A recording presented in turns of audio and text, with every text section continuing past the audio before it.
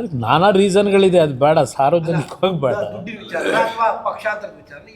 ಇಲ್ಲ ಪಾಪ ಅವರಿಗೆ ಕ್ಷೇತ್ರದಲ್ಲಿ ಅಭಿವೃದ್ಧಿ ಆಗ್ತಿಲ್ಲ ಅಂತಕ್ಕಂಥದ್ದು ಒಂದು ಭಾಗ. ಈಗಾಗಲೇ ಮುಂದೆ ಏನು ಮಾಡಬೇಕು ಅನ್ನೋದು ಅವ್ರು ತೀರ್ಮಾನ ಮಾಡ್ಕೊಂಡಿದ್ದಾರೆ.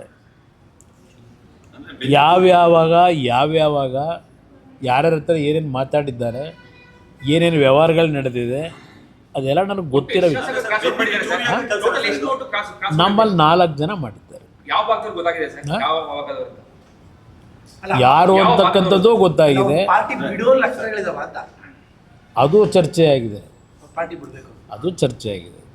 ಹಿಂದೆ ಕಳೆದ 3 ವರ್ಷದಿಂದ ಏನೇನು ನಡ್ಕೊಂಬರ್ತಿದೆ ನಾನು ಗಮನಿಸಿದ್ದೀನಿ, ಏನೇನು ನಡೀತದೆ ಅಂತ. ಅದು ಗಮನಿಸಿದ್ರೂ ನಾನು ಅವ್ರಿಗೆ, ನೋಡ್ರಪ್ಪ ನಿಮ್ಮ ಕ್ಷೇತ್ರದಲ್ಲಿ ಜನಗಳಿಗೆ ಏನೇನು ಮಾತು ಕೊಟ್ಟಿದ್ದೀರೋ, ಗೆಲ್ಲಿಸಿದ್ದಾರೆ, ನೀವು ಆ ಮಾತು ಜನಗಳ ಹತ್ರ ಉಳಿಸ್ಕೊಳ್ಳಿಕ್ಕೆ ಮಾತು ಕೊಟ್ಟಿರ್ತಕ್ಕಂಥದ್ದು ನಿಮಗೆ ಅನುಕೂಲಗಳು ಮಾಡ್ಕೋಬೇಕು ಅಂದರೆ, ಇವತ್ತು ನೀವು ನಿಮ್ಮ ಜಾತಿ ಹೆಸರಿನಲ್ಲೋ ಇಲ್ಲ ಇನ್ಯಾವುದೋ ಒಂದು ಇದರಲ್ಲಿ ಯಾವ್ಯಾವ ರೀತಿ ನಿಮ್ಮ ಕ್ಷೇತ್ರಕ್ಕೆ ಅಭಿವೃದ್ಧಿ ಮಾಡ್ಕೋಬೇಕು ಮಾಡ್ಕೊಳ್ರಪ್ಪ ಅಂತಲೂ ನಾನು ಹೇಳಿದ್ದೀನಿ. ನಾನು ಯಾರಿಗೂ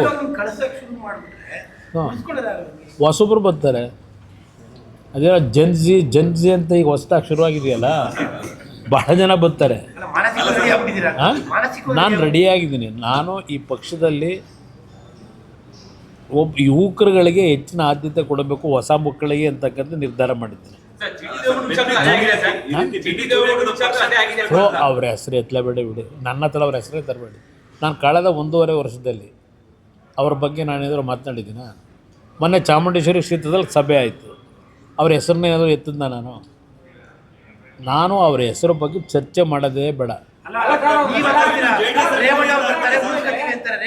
ಯಾವುದು 1 ನಿಮಿಷ ಬ್ರದರ್, ಅಂತಿಮವಾಗಿ ಯಾರೇ ಹೋಗಿ ಚರ್ಚೆ ಮಾಡಿದ್ರು ಅಂತಿಮವಾದ ನಿರ್ಣಯ ನನ್ನ ಕಾರ್ಯಕರ್ತರ ಅಭಿಪ್ರಾಯಗಳೇನಿದೆ ಅದನ್ನು ಇಟ್ಕೊಂಡು ನಾನೇ ತೀರ್ಮಾನ ಮಾಡ್ತೀನಿ.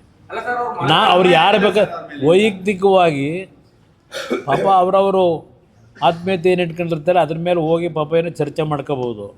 ಆದರೆ ಪಕ್ಷದಲ್ಲಿ ಅಂತಿಮವಾದ ನಿರ್ಣಯ ನಾನೇ ಮಾಡಬೇಕಾದಂಥ ಅನಿವಾರ್ಯತೆ ನನಗೆ ಸೃಷ್ಟಿ ಮಾಡಿದ್ದಾರೆಲ್ಲ.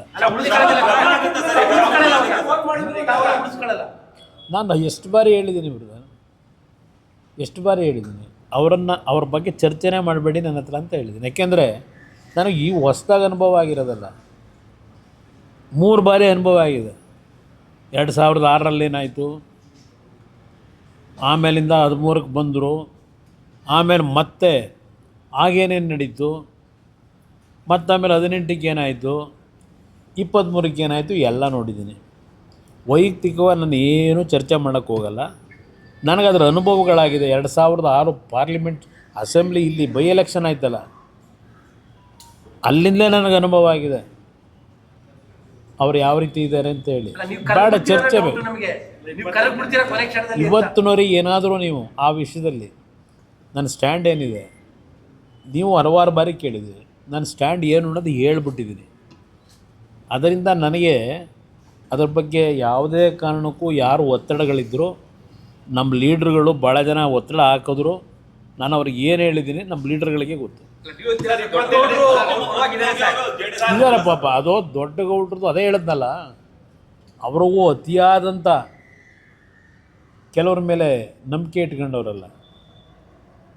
ಆ ನಂಬಿಕೆ ಏನು ಅಂತಕ್ಕಂಥದ್ದು ಅವ್ರಿಗೆ 70 ವರ್ಷದಲ್ಲಿ ಆಗಿರತಕ್ಕಂಥ ಹಲವಾರು ಪೆಟ್ಟು ಮೇಲೆ ಪೆಟ್ಟು ಬಿದ್ದರೂ, ಅಯ್ಯೋ ಏನೋ ಪಕ್ಷಕ್ಕೆ ಏನಾದರೂ ತೊಂದರೆ ಆಗಬಾರ್ದು ನಾವು ಈ ಥರ ಕಳಿಸ್ಬಿಟ್ರೆ ಅಂತೇಳಿ ಏನೋ ಒಂದು ಅವರಿಗೆ ವ್ಯಾಮೋಹ.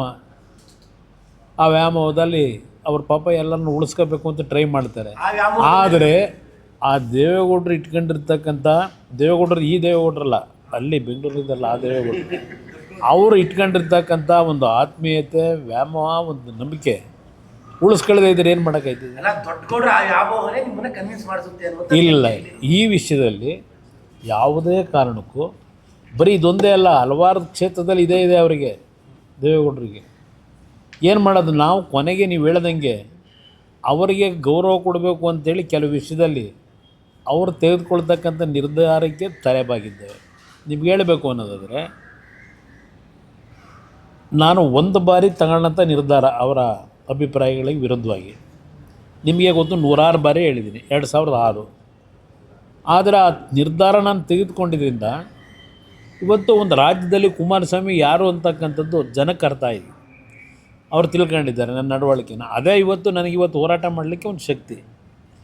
ಆಮೇಲಿಂದ 2007 ಕೆಲವು ತೀರ್ಮಾನಗಳಾದವಲ್ಲ, ಆ ತೀರ್ಮಾನ ಮತ್ತಿನ್ನೊಂದು ಆಘಾತ ಕೊಡಬಾರದು ಅಂತಲೇ ತೀರ್ಮಾನಗಳು ತಗೊಂಡೆ.